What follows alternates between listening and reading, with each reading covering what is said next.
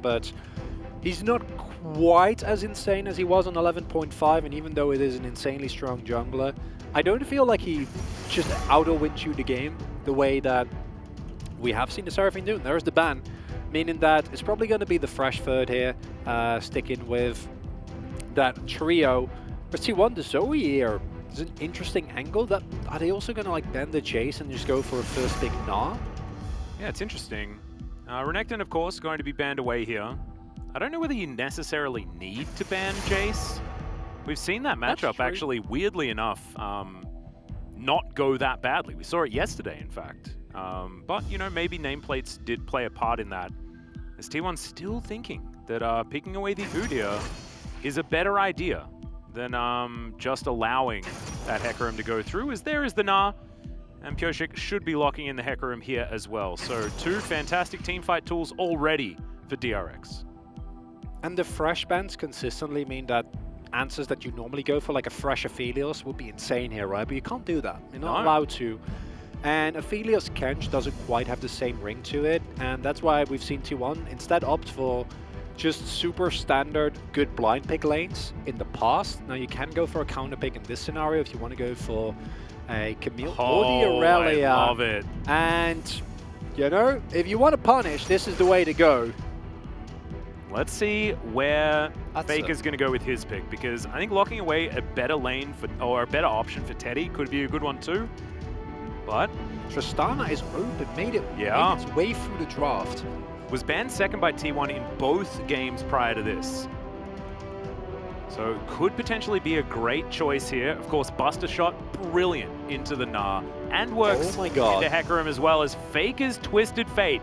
This is T1 actually, like, I kind of like it, because last game, if they had have played into a 1-3-1, that's actually a pretty good way of dissecting DRX, because their strength has been miracle team fights. What if you just don't team fight? That's a theory that you could look for. I agree. I think that it is, at least this is an angle with a clear, very clear identity. Love the Varus ban, because Varus is one of the best AD carries to just be parked in the mid lane and clear waves indefinitely, which you don't want as DRX, even though into that much hard engage and Wombo, it's not amazing without peel. But if they pick up like Varus Kench, it's like, ugh, that's feeling wrong. I wouldn't even mind a blind Tom Kench ban here, because I think what you're going to do as DRX, you're just going to go for the same kind of strategy. Just run them down, all in, and this teamfight composition already never going to be matched by T1. However, as you say, I think pulling apart that death ball is a smart call, because the one thing that DRX have been lacking in throughout the entire day, even in the last game, is that macro. That macro, not on point, not to the level of T1. Of course, the downside of this is T1, if you fall behind with these side lanes, which should never ever happen, but if it does happen, you are so dead. But so that was the same last game, right? And then it took a little bit longer, but it was still the same. And if T1 is going to keep going with the idea of we need to win this early, we need to stomp them, and we're not going to take the risk for team fights. Sejuani. Very interesting. What? Just going to be taking that one away. Bao thinking about a Samira. Tristana available, and still the Samira going to be looked at as the option. I'm so confused. Is this like a hidden R5 counter pick for Becca? I'm not. What else would it be? I'm not entirely sure. However, the Alistair is going to be locked away. Leona's still there for Keria if they do want to go for that. And there's the Tristana that we were talking about. I think Tristana and Leona certainly a pretty good option here, as Trist, pretty good wave clearer herself with the explosive charge. Oh, this would be safety, and this would be also very self-sufficient when T1 are going for their dive plays. So this on Leona also provides you an actual reliable threat in lane, which I quite like, because that level 6 spike is actually quite significant if you can hit it early. And in a 1-3-1 comp, an AD carry like Ezreal just feels the best, doesn't it? Especially into the enemy team, you see all these hard engage divers. This more dive! Oh my god, okay, this I love so much, because what we see here, it won't only augment the global pressure and the side lane pressure that you already have with the Twisted Fate and with the Aurelia, but it also is really good into champions that want hard engage on top of you. DRX is going for the same style. Sure, you give over to Tristana, which I think in a vacuum is a stronger AD carry, but at the very least T1 has gone back to a draft where it's a clear, cohesive plan. You're gonna 1-3-1, You have a self-sufficient AD carry. Teddy can literally just be left alone in that lane. Carrier can roam. Your side lane pressure is going to be absurd, and you snowball and win through that. So at least, unlike game number 1 where the sign pick just didn't really do anything ever, it's cohesive. However, DRX can always win the game. Just need one good fight. Oh yeah, and if this gets to a point where we're fighting over Barons and there's Elders on the table, right? If this gets to that ultra late game, DRX should still be able to manipulate the map, despite the fact that their macro hasn't been the best, into the point where T1 has to fight them. Because park yourself at a Baron and then a 5v5 is almost inevitable, right? You need early Drakes as T1 to time what you're saying. If you don't get the early Drakes, it's just over, because what we've seen really throughout the last split is that, or really the whole year, is that due to the power and importance of Drakes, you cannot just split push. You need to actually get the early objectives, because otherwise the enemy team is going to go, well, good luck split pushing. You'll get a top lane inhibitor and we'll get a Mountain Soul. Guess who wins? Haha. Let me tell you, it's not Mountain Soul, it's definitely not Cloud Soul, which is generally what happens here in the LCK, unfortunately. And it's again early pressure for T1 and the all-in wombo combo composition that dreams are made of for DRX. No, 100%. I'm actually, like, this is definitely one of the more interesting drafts that we've had so far today. I think a lot of people have been a little bit frustrated by T1, and I think you still can be, right? You're allowed to be. Teamfight is still definitely a much more simple way of winning the game. This is going to take a lot of finesse, but that's what T1 have demonstrated they know how to do, right? Their last draft just wasn't very good. No. I could put it lightly, but I'm not going to. No, I agree. I think that another shift that we see here is the acknowledgement that Kana's really on form today. I think last game he was rather forgettable on the Sion, but the comp also didn't allow him to do anything. It was like R5 Sion into Nah. It's just absolutely not what you want. Not just that, but he was just there wasn't really, I think, a situation in which he can hard carry that game with the amount of setup that he had. He has an AD carry that just wants to poke, that doesn't actually want to follow up on his engages, right? Because Teddy still needs to respect, etc. Yep. But if you look at that first game, Kana was the win condition. And an Irelia into a Nah, we've seen literal back-to-back solo kills in this matchup. Keen showed us how easy he can make it look. And with Kana on the form that he is right now, I think this is a gamble you take as T1, but it's one that can work out. And if there is one pick in the current meta that excels at making sure that you turn early priority into early objectives, it is the Udyr, because it's 4-0. Not actually giving away the ward position there on the bottom side, as you saw. Becca was able to get it in there, but quite able to get too much more done. As we have a look at the win rates, not exactly quite as impressive as T1's. 0-3 on the Tristana is definitely not what you want to see, unless you're a T1 fan, in which case you're going to be pretty psyched about it. Now Kana still wanting to fight, does manage to get that Ionian further stacked up. As he goes through his potion, and Kingan's going to give him the good old thumbs up. He was impressed. Or is it just a mental fight he's trying to win? I think it's definitely. I would argue that with nice spacing coming out from King there. Teddy and Carrier having the pressure, which is interesting. Of course, the level 1 isn't great. It's Kana. Yeah. As soon as you're able to land that, you're feeling a whole lot better as Kingan's realizing just how difficult this can be. Pioshik going to helicopter rampage that last one as Kana. Yeah, hit by a turret, definitely not going to help you in this matchup, especially as Kingan is about to hit Mega. No, that's not good. You need pressure in the lane. That's basically what you pick it for. Can still poke a little bit, has one more cookie that he has now used. And we also saw Pioshik going for the E there, meaning that he might be looking for an early play on both sides. Generally, I think if you're decently sure. Okay, Kana. I'm not sure he's going to be able to do this, and that is just a solo kill for Kingan on the top side, but almost feels a little bit more like a solo death. I need a moment of silence for that one, because that is the worst game. I just give credit to Kana for how well he's been playing in that game number 1. This is not a matchup you can afford to lose. You need to win this top lane 100%. If you don't have side lane pressure, it's not going to happen. Yeah, won't work. It kind of takes another turret shot as Kuz just holds on to these caster minions. I mean, the matchup dictates that this should still be okay, but Kingan now with that extra kill to help augment. Now now wanting to deal with this minion wave, and Cuz, there's just no way you can really help out there. Of course not going to be diving. Kana has to go home yet again. Trying to cancel. Oh, he still forces it out. And Kingan's still going to deny, so Pioshik spotted on this ward up here. There's more fighting on the bottom side. Goes Carrier, there's the rocket jump, immediate flash from Teddy as well, gets him out of the way. Becca could be in trouble. Teddy following up, needs one more auto, will be able to get it. Arcane Shift, we'll see whether it's going to be back off cooldown to try and make it a double. It's not going to be, and the Mystic Shot also not going to land. So, 1-1, T1's bottom lane finally able to perform. And as T1, that's a bit of a breather. That's a moment you needed in this game, because considering how last game went, considering the draft you went for, losing early game is simply not an option. Kana has just had it so rough and didn't actually ever get the back off. I'll point your attention to that. Like, he's still sitting on 2 Doran blades and exclusively a cookie here. Kingan is going to shove this wave in. It's going to be able to deny at least a couple of minions here. No teleport available. This kind of cancels his back yet again, which I think getting this wave in XP is fine. And I don't think he would actually be threatened, especially with Pioshik on the other end of the map. And do not underestimate that, like, Aurelia can still win this matchup, right? It's just that post 6, you'll feel a lot better, but giving up those early kills, taking those early turrets, it says a lot about the pressure that is on.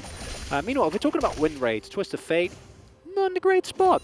No, he hasn't really been finding too many of the victories, and that's with, you know, it's not like lower tier teams are just the ones playing this. It was Faker himself that that also found a loss. Chovy, at the same time, not exactly being the most successful on this Twisted Fate. We have seen it banned still a few times against especially Faker. This is one of his key picks at the moment, but not necessarily showing its dominance just yet. But with the way that T1 have been playing the macro, this is certainly something that can find advantages. We'll be looking at that first Destiny under a big microscope, as Rascal, the only one to win as Nara in this matchup so far this season. And it's not all doom and gloom. That kill on Teddy means that possibly the T1 bot lane can accelerate. They've been super diligent about actually taking leads and translating it into more, translating it into objectives. And bot side prio will also mean that you can play players like this. Yep, this is a 4v2. This is bad news bears. Bao going to try and rocket jump to reposition, but it is not really going to work. Cuz going to have to tank up that last turret shot, does so. Does still have to blow the flashes. Now Teddy is chasing after Becca. He'll land it. One last auto will get him there. There's the headbutt. And Carrier is just going to say, absolutely not, Mr. Cowfriend. And that is going to be 2 on the bottom side of the map for T1. Yes, the top side is rough. If Kana gets dove here, if they can put him further behind, that'd be lovely. But I think it's a risk, considering the fact that Maganar is about to timeout and Pioshik isn't level 6. Otherwise, you can 100% go for that. And gold goes to one Faker, who you want to get fed because you want him to have at least a modicum of sideline pressure. And secondly, yeah, I mean, if you don't take a turret shot here, you're probably fine, you know? Yeah. Also cancels an auto here. Yeah, Didn't even get the CS. No. It's just painful, and this is what pressure, knowing that you need to win the matchup, does to you. Whereas this is just a super well played play, really nice exhaust coming out there on Bao, meaning that any of the relevant damage, including the explosion, doesn't do nearly as much. This play, it's not the cleanest. The Tristana and Alistair can be a little bit finicky to lock down, as we see that Teddy is going to be forced to flash in a little bit. They don't get the 100 to 0 on Bao, which creates kind of a elongated player, but you know that no one is coming. You have vision of both top laners in the solo lanes, and Teddy getting more kills. Amazing. That actually creates an alternative win condition for you, because if Teddy's not ahead, he can just chill, right? You can leave him alone, you can farm, you can clear waves, they'll always be fine. But if he gets fed, you get an additional pressure point on the map. See whether T1 can play around it. As True Shot Barrage going to connect. Flash goes in, 3-man taunt from Carrier as well. And now DRX are forced under their turrets, and the poke damage is real from these guys. Teddy moving on over, looking for a little bit more. Not finding it. And we actually will have a relevant Drake this game, Atlas. It is just good news all around, except for Kana. Kana's not having a fun time, because Kaz is actually playing this, or giving this Aurelia besides that early push that he gave so that the reset would come in and Kana wouldn't get zoned up the turret, which against Gnar is basically a death sentence. If it gets frozen in front of your turret and your Aurelia is just... Yeah. No, it just doesn't. No. Can't have that happen. And we now get the snowball being found here by T1 on the bot side of the map. Sure, Kana won't have as much pressure, but in a pure 1v1, Aurelia will always be relevant, no matter the game state. And then if the rest of your team is ahead as T1, you get so much more room to play with. So as a whole, sure, not as dominant from the top side as we'd like to see it, but as a whole, the T1 composition is still maneuvering itself into a position where it wants to be. And also Destiny back available once again, and therefore Pyosik not going to very comfortably be able to take this Rift Herald. You saw Teddy communicating with the rest of his team. They're like, nah, we got this Herald. There ain't no way they're stealing this one away. And so he is going to head back towards that bottom side of the map. Stabilization working well for T1 after the disaster of the top side. But we'll see what DRX are going to be able to do as now Kingen heading towards that Mega Gnar. He'll get stunned. Not going to go for any of those transformation abilities. And Kana, let's see whether he can get his head back in the game. Still possible. Oh, yeah. Vanguard's Edge, finishing your item. Well, Nard into the wall is bad news, as he's mini Nard now, so Kana will see whether he can get this. Does manage to find it. Vanguard's Edge comes through, and that's going to be the solo kill in return. Manages to clean up all the minions to get that health back. Also, great flash out from Kana, but the Rampage says no. But now Pyosik may have overextended. Gold card is prepped. The bear slap is there, and I think the horse not going to be able to find safety here. Wildcard's the last auto, and Faker picks that one up. This is how this top lane's supposed to go. That's an applause play right there from Kana, because not only do you get the kill, you draw Pyosik up to you. It's such a beautiful play, and it's why people love to see Aurelia as well, because it creates these super interesting, like, visually flashy type of 1v1s. It's interesting because I thought that they were gonna just straight up kill the turret, but instead the teleport from Kingen means that that doesn't happen, because that would make this play even better. Yeah. And it's also, I think, one of the reasons why when you're playing against Aurelia, you're just like, what even is this champion? What am I looking at? What is happening here? As this is played as well as mechanically possible, sure, Kana goes down in the end, but the Destiny Gate, second time used, second kill. Exactly. And that's what's really important. T1 finding these players around the map, continuously applying pressure, and now Kana is going to feel a lot more comfortable. Yeah, and Faker is starting to feel comfortable up here on the top side as well. You'll need another gold card, I think, but he'll find it. As there's the ward, goes straight over. Control ward's there, but it's not going to help out as Kana's going to get Nard back, and now Kingen's forced to walk the wrong direction. No flash available. Faker with a gold card prepped.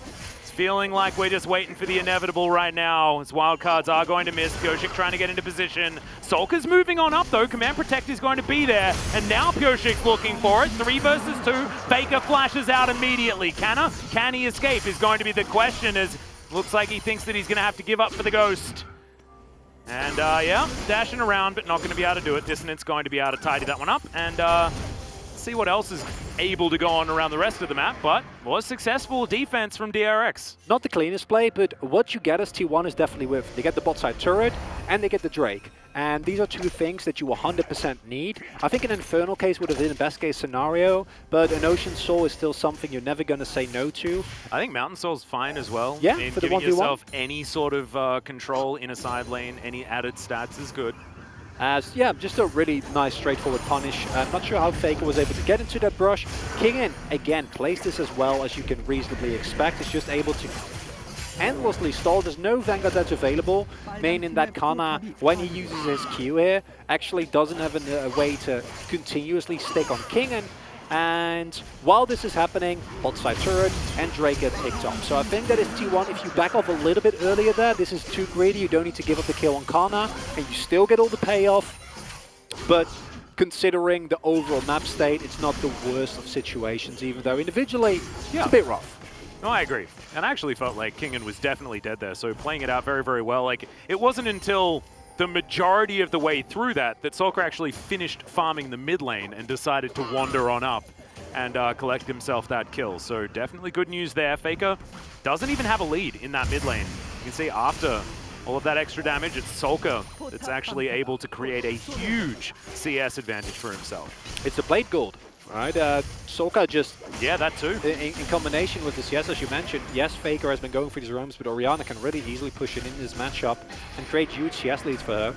The main thing, though, is that yes, while Faker is ahead individually, TF is never the type of pick where you're looking to like straight up outfarm your opponent and then win 1v1s, right? It's for the map pressure, and the map pressure is there for T1. They found a turret, they picked up the first objectives, they found the Rift Herald, they found a first Turret Blood, they picked up the first Drake. If they can get the second one as well, they are looking to do what they needed to. However, the gold lead as it is right now, close to 3k, is good, but it's a start, because do not forget, even for a single moment, the power of pure team fighting that is available for DRX. Oh, straight up. This is straight up. Very, very front-to-back friendly.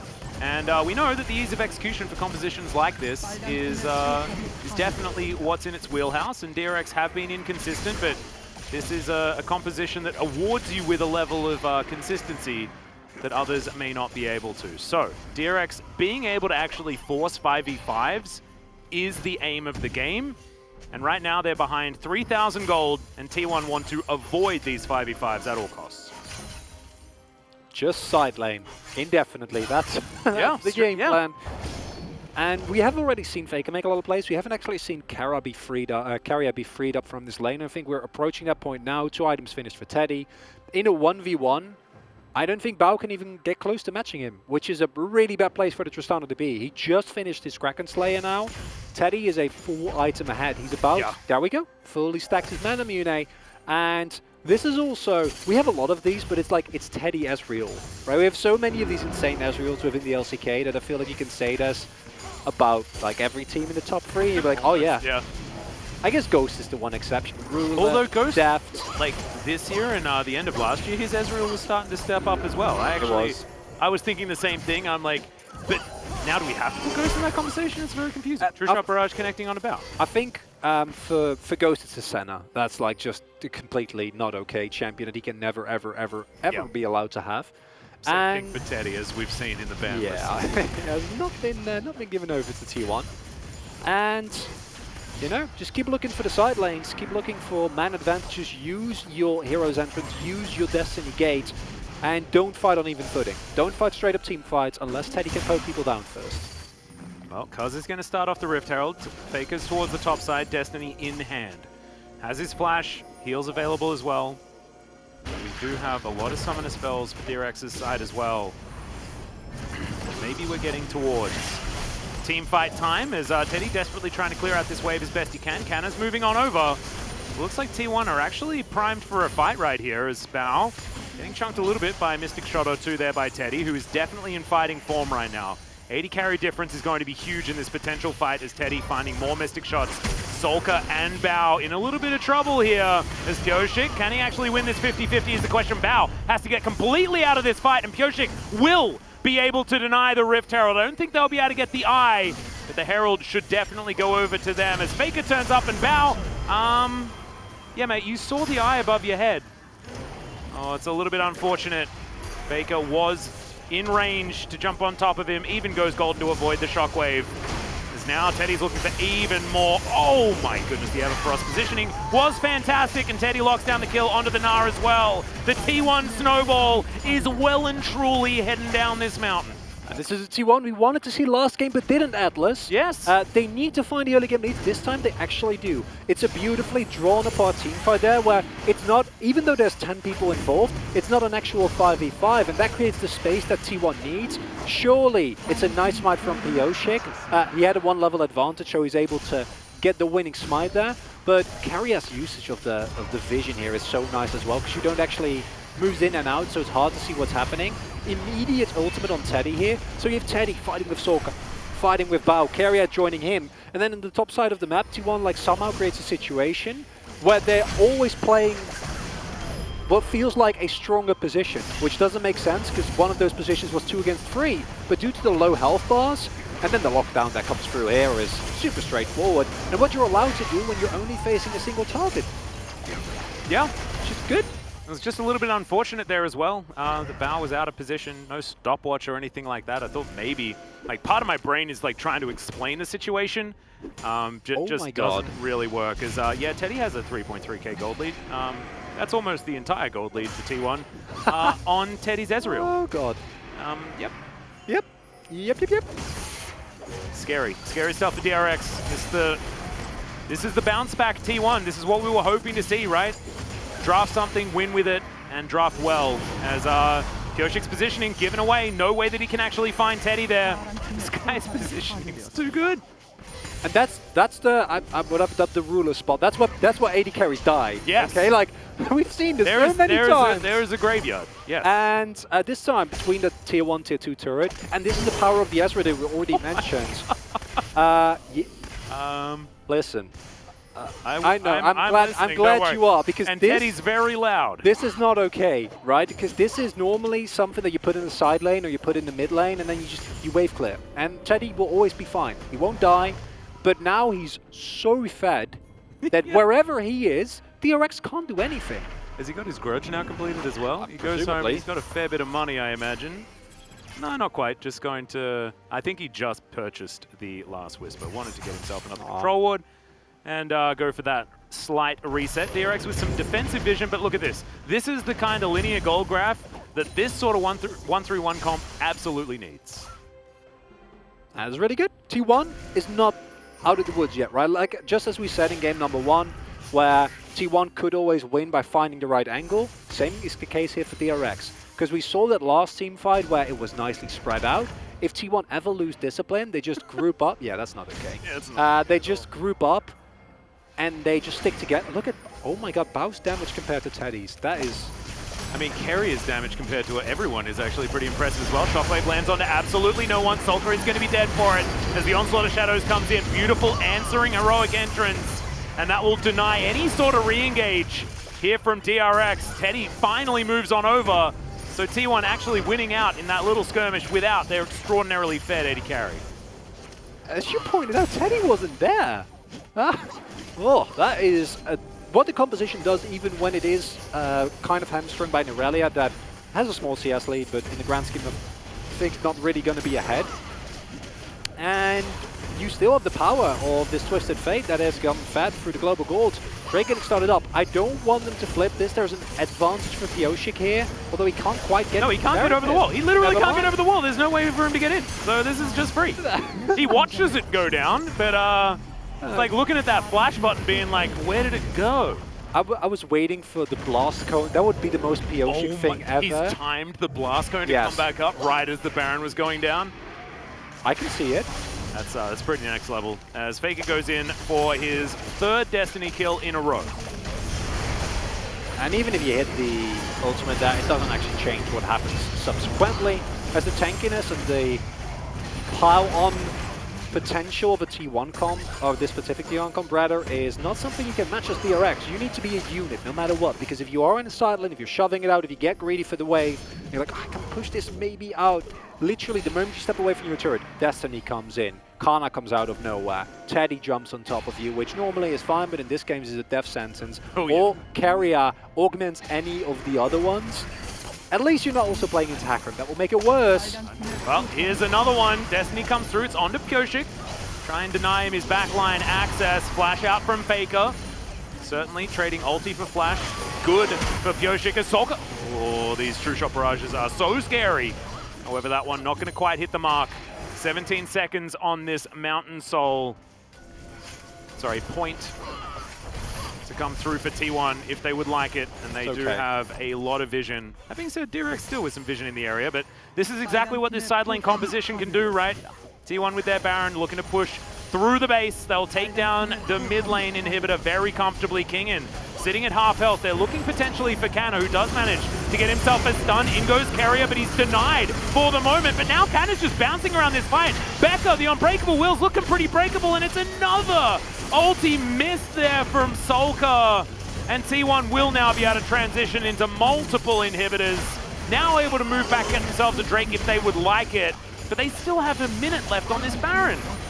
This is the T1 everyone was expecting today, Atlas. This is why we were expecting 3 zeros. Yeah. And this is the T1 we were gonna have to need to see if they want to actually make it through, because I think that those first 2 games actually show some of the weaknesses that weren't punished in the latter admittedly great run by T1, where they were able to get away. And you already said it, maybe that punish is good. Maybe the fact that they just got punished for it actually is a big important point of growth. Yeah, that. No. That's 3 items before there's 2.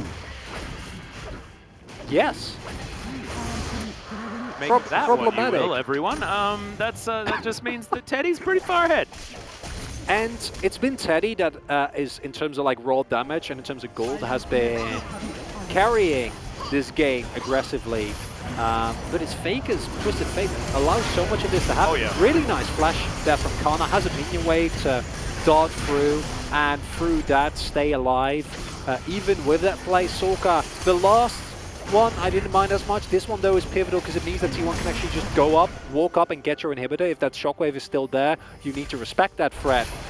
Not the case here, unfortunately, as DRX, it's still possible technically, but we're getting to the realm of possibilities as opposed to realistic angles to win the game. Yeah, this is the problem, right? T1's composition has done exactly what it needs to do. It's moved now to an 8,000 gold lead, and it's the weight of the wallets right now.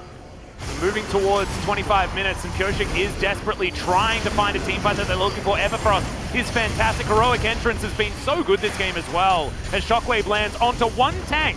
And it is going to be Tristana managing to take down Faker here. Teddy goes golden as everyone tries to collapse. This could be the team fight they're looking for. A double kill already for the Trista's Bow is untouched right now, and T1, they need to get the heck out of here. The resets are starting to come through. Here's another one as Kingen gives it over to Bow. And Cuz and Kana, you need to escape. There are super minions that are getting work done, but I feel like I've been caster cursing a lot here. It's okay, Atlas. Yes, that's scary. That's not what you can afford to have happen. That's not what you want to have happen. You lose a lot of summoners, but no objective is lost. And outside of some shutdown gold, nothing actually happens. Disengage from Pyoshik looks a little bit questionable initially, but it does mean that with Faker, I don't think anyone expected him to actually die there.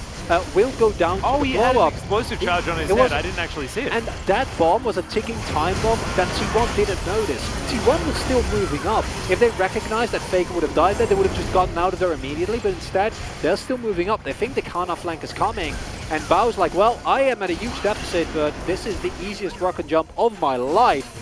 As he goes in there and is able to pick up a couple of cleanup kills. That's going to accelerate him. Obviously, Teddy's still ahead, but these summoners being down might actually influence the next Drake fight. As T1, I don't even think you want to risk it for the Baron.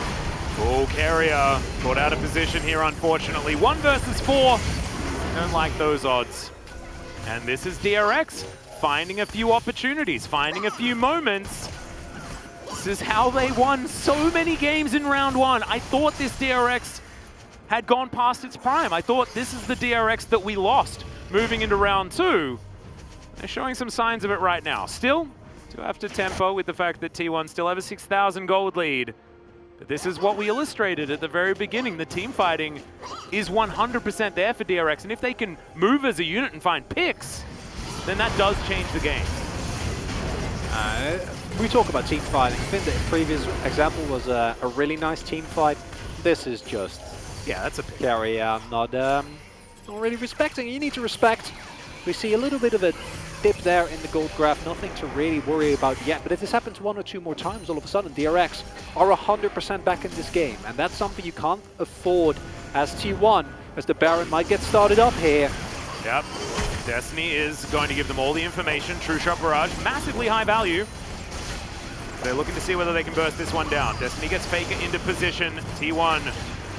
This is a 5v5 that can be very difficult, but they still have a lot more gold, and Teddy is huge. Can they do it is the question. They're trying to get these Winds of War in, and now the turn does come through. Teddy's a long way away from this fight as Kingen just getting fought, and they can't just split up and fight 1v1 like this. As Pyoshik comes in, Kana immediately goes golden. Another whiff shockwave as Cuz gets into that backline. And look at these health bars, they're so low. As Carrier looks for the Justice Punch, doesn't quite find it. Exhaust is down, Bow is gonna get murdered. Faker through with the gold card. Absolutely fantastic stuff. And DRX, they went for the Hail Mary Baron and they were punished. And it is the teleport into the base, but the inhibitors respawn Biosha keeps on running here. Oh, but that is even an angry bee. He's like, you going for a running race with me, my friend? As Oh, no. Chilling Smite comes up and Cuz says, absolutely. I'm not even gonna boop you. I'm gonna run past and pick up the kill. In the meantime, though, Faker is all business. And T1 will get to match point in their first playoffs match for 2021 spring. And this is the type of series, or the games that we expected to see here tonight.